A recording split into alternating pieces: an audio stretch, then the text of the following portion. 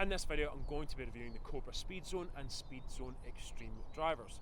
Now, as the replacements to the incredibly popular F9 SPEEDBAK from last year, these drivers have got some pretty big boots to fill. I'm going to talk to you about the performance improvements that COBRA are claiming with these new models. I'm going to compare the two, let you know which one might suit your game the best, tell you the differences between them and show some numbers up on the screen. I'm also going to tell you how I got on after taking them around the golf course and see if they do live up to last year's F9. I'm also going to talk to you about my favourite club in the SPEEDZONE range. It's an absolute powerhouse of a product that I think a lot of golfers would benefit from having in the bag, but more on that later. First off, if you're new to our YouTube channel, please hit that subscribe button below, give us a thumbs up if you enjoy this video, and if you have any questions, just leave them in the comments and I'll get back to you. So COBRA is claiming that the SPEEDZONE drivers offer greater performance than the F9, and one of the key reasons behind this is the new CNC milled infinity face. As you can see, this is quite a unique looking driver face. We've had CNC milling for a couple of years now from COBRA, but this is certainly a bit different. As you can see, it's gotten a hell of a lot bigger. They've expanded that CNC milling portion by about 95%. You can see it now wraps up onto the leading edge of the crown here, around the side and onto the sole, so it stretches across a larger area. And COBRA say that that's allowed them to once again improve their manufacturing tolerances, control it that little bit better to ensure that every face delivers maximum ball speed right on the legal limit out of the middle, and really consistent high ball speeds across the rest of the face to give you good consistency. COBRA says that these drivers are also more stable and more forgiving thanks to the new titanium T-bar chassis. You can see that by incorporating this design, they've been able to incorporate more carbon fibre. We have the ultralight 360 carbon wrap crown, and we also have carbon fibre on the sole here. So that's just freeing up weight for the COBRA engineers to put it where they want the golf club to deliver higher launch, lower spin, give you some more distance. You can also see we've got this SPEEDBAK weight like we did in last year's driver, this heavy weight low and back in the club head to make sure that we've got an aerodynamic club shape, but also one with very low CG. So aerodynamics for more club head speed, low CG for the perfect launch conditions. Now, these drivers also possess very high MOI properties, which means they're going to be very forgiving on your mishits, and you couple high MOI with the low CG, good aerodynamics and the very fast face, and what you have is the complete performance package and subtle improvements across the board that should give you that little bit extra when compared with the F9. Now, if we compare this, the SPEEDZONE with the SPEEDZONE XTREME, you'll see some subtle differences here. We've got the interchangeable weights here with the SPEEDZONE, so you can adjust your spin rates to get your ball flight where you want, adjust the launch and spin. With the XTREME, you've got one stationary weight here placed low and back in the golf club to make sure that it's a high launching distance machine.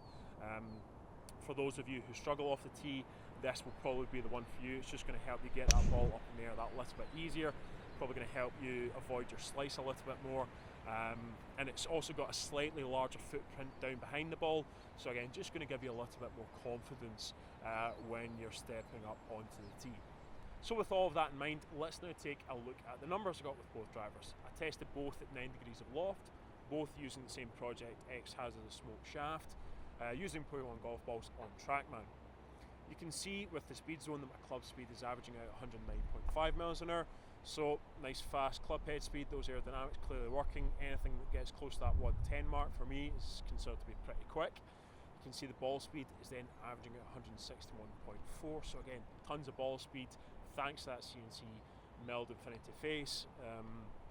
Really, in terms of the drivers I've tested this year, right up there in terms of ball speed. We're then launching at 11.1 degrees, spinning just over 2,100 RPM for an average carry of 268.2, and then an average total of just shy of 300 yards. So the SPEEDZONE is delivering absolutely everything I want in terms of performance, tons of speed, good launch conditions and plenty of distance. As the replacement to the F9, it's good to see that COBRA hasn't taken a step back when it comes to performance. Absolutely fantastic numbers across the board there from the SPEEDZONE. Now let's compare that with the XTREME model, and you can see the club head speed very similar, 109.6. Ball speed again very similar, 160.6 miles an hour on average. The launch angle's crept up slightly, we're at 11.8 degrees, and the spin has also climbed. We're now at 2,336 RPM on average. So similar speed, but a bit higher launch and a bit more spin means that I'm actually carrying the ball a little bit further. It's going 270.6 yards on average, but my total distance is down slightly by a couple of yards. We're now at 297.8. So as expected, this driver is going to be that little bit higher launching, a little bit more forgiving, and for those of you looking for maximum help off the tee, then this will probably be the one for you. It will help you maximize your carry distance and just, again, get that slightly higher ball flight to get more out of your driver. But for both models, great performance across the board. So the numbers were solid, but what about on the golf course? Well, first I'm going to touch on is the looks, and that's where I think this SpeedZone driver really has improved over the F9. For me, the F9 was a little bit busy on top. The aero trips in the crown just looked a wee bit messy to me. It was a little bit too much, so I like the fact we've got this cleaner aesthetic. We've got a glossy carbon crown, we've got a new COBRA symbol here to align with, and we've got those yellow and red pops throughout the driver. So it's a little bit cleaner on top, but it's still a COBRA driver. It should be a little bit louder, should stand out from the crowd, but I think it looks really smart. If the black, yellow and red isn't for you, then there's the white option as well. But all in all, I think it's a really smart looking driver. With the CNC milled face now creeping up onto the leading edge, I have to admit, at first I wasn't too keen on that because it is so different from drivers I've seen before.